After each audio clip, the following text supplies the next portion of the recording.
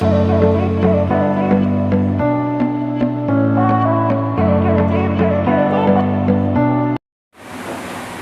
बच्चे, अब हमको एक टॉपिक पढ़ना है जिसका नाम है EMF induced in rotating rod. तो अगर कोई एक रॉड है, ये मैग्नेटिक फील्ड में रोटेट कर रही है, ऐसे घूम रही है, तो इसके जो 2 पॉइंट्स हैं, जैसे मान लो ये तो एक जैसे केस ऐसे दिखा रखा है, यूँ घूम रही है, तो इसके जो 2 पॉइंट्स हैं, एक ये और एक ये, इसके अक्रॉस भी पोटेंशियल डिफरेंस या ईएमएफ इंड्यूस होगा। और ये क्यों होगा, ये हमने लास्ट क्लास में आपको बताया था कि लोगों को लगता है कि किसी एक कॉइल से फ्लक्स चेंज होता है तो ही ईएमएफ इंड्यूस होता है। ऐसा नहीं है। अगर कोई कंडक्टर भी मैग्नेटिक फील्ड में मूव कर रहा हो, मूव कर रहा हो तो भी ईएमएफ इंड्यूस होता है। तो जब कभी हम ईएमआई का चैप्टर पढ़ते हैं तो यहाँ पर आपको 2 चीज़ों का ध्यान रखना बहुत ज़रूरी है कि सिर्फ मैग्नेटिक फ्लक्स चेंज होने से ईएमएफ इंड्यूस नहीं होता। अगर कोई कंडक्टर का रिलेटिव मोशन होता है मैग्नेटिक फील्ड में तो भी कंडक्टर के अक्रॉस क्या होता है, ईएमएफ इंड्यूस होता है, जो कि हमने स्टार्टिंग में डिस्कशन नहीं किया था, बट अब हम डिस्कस कर रहे हैं। तो एक तो हमने रॉड का केस किया था सिंपली, जिसमें रॉड ट्रेवल कर रही है। अब एक रॉड है रोटेट कर रही है ऐसे। अब इसका एक्सप्रेशन डिराइव करने के 2 तरीके एनसीईआरटी में दिए हुए हैं। ये एनसीईआरटी एग्जाम्पल है, तो हम कोशिश ये करेंगे कि हम आसान वाला तरीका यूज़ करें और उसे डिराइव कर लें। तो आसान वाले तरीके में क्या होता है बच्चों, आसान वाला तरीका ये है कि हम लोग उसके अंदर बेसिक वाला फॉर्मूला यूज़ करते हैं फैराडे का। ईएमएफ इंड्यूस क्या होता है, -N d∅/dt। तो हम यही फॉर्मूला जो फैराडे वाला होता है वो फॉर्मूला यूज़ कर लेते हैं हम लोग। अब इसके अंदर देखो बच्चे, रॉड है तो नंबर ऑफ टर्न क्या हो जाएगा, 1 हो जाएगा। अब माइनस साइन आप लो या नहीं लो, तो आप इस फॉर्मूले को फिलहाल क्या लिख सकते हो, d∅/dt लिख सकते हो। अब यहाँ पर क्वेश्चन ये राइज होता है, बच्चे कहते हैं सर फ्लक्स कैसे चेंज हो रहा है। फ्लक्स तो किसी एक लूप से या फिर किसी एक सरफेस से होता है। ये तो एक रॉड है, अब रॉड से क्या फ्लक्स काउंट करेंगे, क्योंकि फ्लक्स जब हम काउंट करते हैं वो किसी एरिया से होता है। किससे होता है, एरिया, क्योंकि फ्लक्स होता है BA cos थीटा। तो यहाँ कोई एरिया तो है नहीं, फिर कैसे करें। अब देखो एक्चुअली क्या होता है, ये रॉड है घूम रही है, तो ये एरिया स्वेप्ट कर रही है। क्या कर रही है, एरिया स्वेप्ट, मतलब एरिया कवर कर रही है। जैसे यहाँ से यहाँ घूम रही है, अब यहाँ से अगर मान लो रॉड पहुँची यहाँ तक, तो उसने इतना एरिया कवर किया। कितना एरिया, इतना एरिया कवर किया। तो आप लोग जब छोटी क्लास में थे, 10th क्लास में थे, तो आपने पढ़ा था, अच्छा इसका एरिया अगर लिखना चाहें इतने रीजन का क्या हो जाएगा, कोई बच्चा बताएगा, यहाँ से यहाँ तक का एरिया।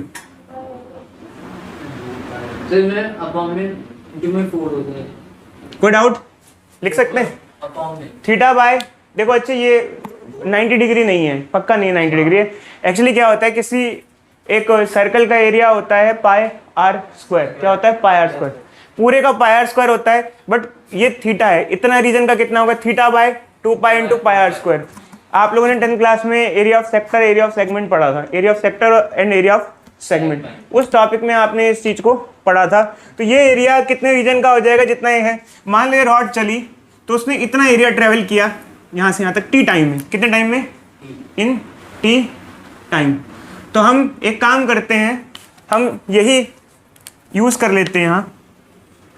तो हम इसको लिख देते हैं, फाई क्या होता है, BA cos θ/dt।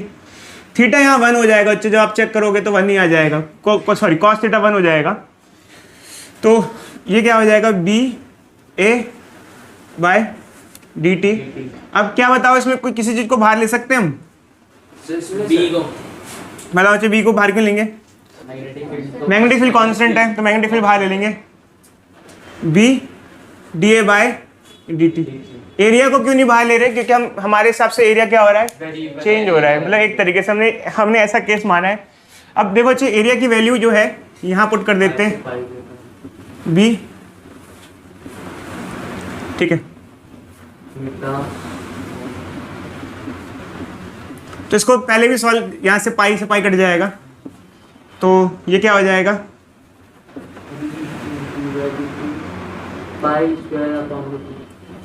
θ/2 आ जाएगा। क्या क्या बाहर आ सकता है इसमें से बताना, r² और 2 बाहर आ जाएगा, Br²/2। थीटा अंदर रह जाएगा क्योंकि एंगल क्या हो रहा है, चेंज हो रहा है। अब देखो 11th क्लास में पढ़ते हैं, dθ/dt क्या होता है, एंगुलर स्पीड होता है। क्या होता है, एंगुलर।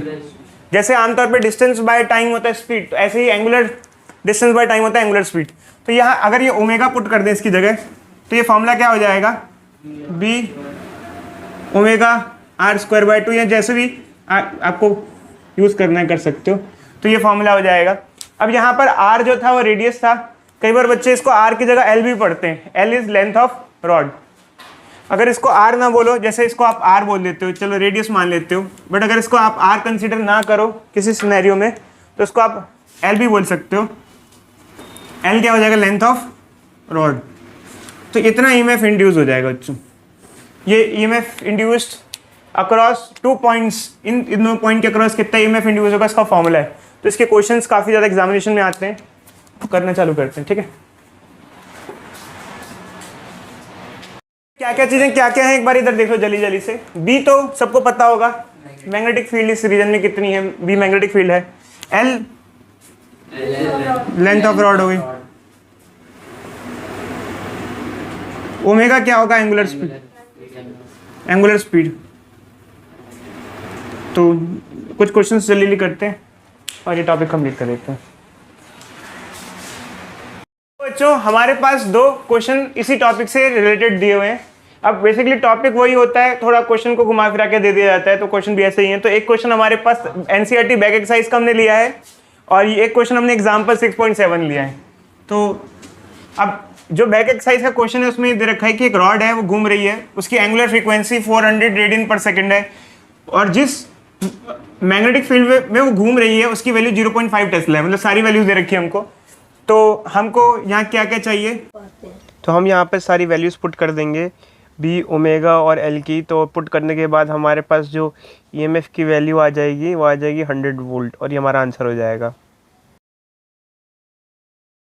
तो देखो अच्छा, नेक्स्ट क्वेश्चन हमारे पास जो है उसके अंदर ये एग्जांपल है और बोल रखा है कि एक व्हील है, इधर देखो बच्चे, एक व्हील है, इसमें स्पोक्स हैं, 10 स्पोक्स हैं, और हर स्पोक की लेंथ 0.5 मीटर है। ये 120 रिवॉल्यूशन पर मिनट से घूम रहा है, और अर्थ की हॉरिजॉन्टल फील्ड दे रखी है।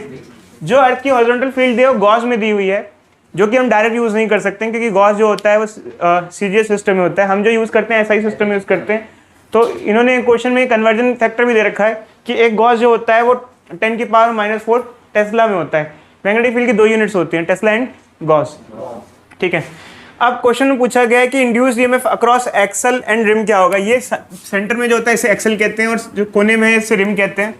तो देखो अच्छा, एक्चुअली क्या है कि सबसे पहले क्वेश्चन ये आता है बच्चों के दिमाग में, 10 स्पोक क्यों दिए हुए हैं, 10 स्पोक से क्या काम है। तो ये तो हम आखिरी में डिस्कस करेंगे। पहले हम एक काम करते हैं, एक स्पोक को एक रॉड मान लेते हैं और उसके लिए ये फॉर्मूला लगा देते हैं। अगर एक स्पोक को एक रॉड मान लें, उसके लिए ये फॉर्मूला लगा दें हम, b omega l square by 2 लगा दें। तो देखो जी, सबसे पहले आपको क्या करना पड़ेगा, कन्वर्जन करना पड़ेगा। क्या कन्वर्ट करोगे आप, किसको किस में कन्वर्ट करोगे, पहले इसको पर सेकंड निकालेंगे, फिर इस पर रेडियन में करना। सबसे पहले आपको 120 रिवॉल्यूशन पर मिनट, काम नहीं चलेगा इससे। देखो 120 रिवॉल्यूशन पर मिनट, इससे काम नहीं चलेगा, रेडियन पर सेकंड में कन्वर्ट करना पड़ेगा। एक रिवॉल्यूशन में कितने रेडियन होते हैं, 2 पाई रेडियन, और एक मिनट में कितने सेकंड होते हैं, 60। तो अगर इसको ऐसे लिखोगे आप, तो ये किस में कन्वर्ट हो जाएगा, रेडियन पर सेकंड में कन्वर्ट हो जाएगा। कितना आ जाएगा, 4 पाई रेडियन पर सेकंड। तो यहाँ से हमारी ओमेगा की वैल्यू आ गई। मैग्नेटिक फील्ड क्वेश्चन में दी हुई है, जो कि हमें हॉरिजॉन्टल कंपोनेंट लेना है, इसको भी हम कन्वर्ट कर लेंगे। 0.4 गॉस को हम क्या लिखेंगे, 0.4 इंटू 10⁻⁻⁴ टेस्ला। तो ये भी हम यहाँ से कन्वर्ट करके अब ये वैल्यू यहाँ से हम यहाँ पुट कर देंगे, ठीक है। मैग्नेटिक फील्ड की ओमेगा की वैल्यू होगी, लेंथ कितनी है 0.5, सारी वैल्यू पुट कर देंगे। कैसी बच्चे ने आंसर निकाला, 2 पाई इंटू 10⁻⁴ 2 पाई 4 पाई इंटू 10⁻⁴ कॉमन 12 है। चलो अच्छे, एक काम करो, चेक कर लो, एक मिनट बताओ, चेक कर लो एक बार इससे। देखो अच्छे, तो ये वैल्यू जो हमारे पास ईएमएफ की आ जाएगी, यहाँ पे ये आ जाएगी 2 पाई इंटू 10⁻⁵ वोल्ट आ जाएगी। अब क्वेश्चन में सबसे इंपॉर्टेंट फैक्टर ये है कि 10 स्पोक का क्या काम है, क्या इस वैल्यू को 10 से मल्टीप्लाई करें या क्या करें। अब देखो अच्छा, एक्चुअली क्या होता है कि जैसे ये एक स्पोक है, ये ईएमएफ इंड्यूस करता है, तो एक स्पोक एक बैटरी की तरह बिहेव करेगा। कैसा बिहेव करेगा, बैटरी। ये देखो कुछ ऐसा सिस्टम है, एक स्पोक एक तरीके से क्या है, एक बैटरी है, ऐसे दूसरा स्पोक भी एक बैटरी है। हर एक स्पोक एक तरीके से ईएमएफ इंड्यूस कर रहा है। अगर हर स्पोक ईएमएफ इंड्यूस कर रहा है तो हर एक स्पोक एक बैटरी की तरह बिहेव करेगा। अच्छा ये बताना, जब ये हर एक स्पोक एक तरीके से एक बैटरी है, मतलब ईएमएफ डेवलप कर रहा है, ईएमएफ इंड्यूस कर रहा है, मतलब बैटरी की तरह काम कर रहा है, क्या ये बैटरी सीरीज में लगी हुई है या पैरेलल में लगी हुई है? जैसे मान लो अगर इन दोनों को हम बात करते हैं, ये दोनों सीरीज में है पैरेलल में, और कैसे आप जस्टिफाई करो सीरीज? जैसे मान लो दो, ये दोनों लगे हुए हैं, चलो दो ये सीरीज लगे हैं पैरेलल लगे हैं, कैसे बच्चे बताओ? सर सबके लिए बात अलग अलग है। एक सिरा यहाँ से कनेक्टेड है और ये वाला सिरा यहाँ से कनेक्टेड है आपस में, तो ये कैसे कनेक्टेड है? पैरेलल में। और पैरेलल में क्या होता है, वोल्टेज ऐड नहीं होती, पैरेलल में वोल्टेज क्या रहती है? सेम रहती है। तो फाइनल आंसर क्या आएगा? सेम ही आएगा, क्योंकि ये पैरेलल में वोल्टेज क्या रहती है? सेम रहती है। चाहे 10 हो, चाहे 20 हो, चाहे 100 हो, कोई फर्क नहीं पड़ेगा।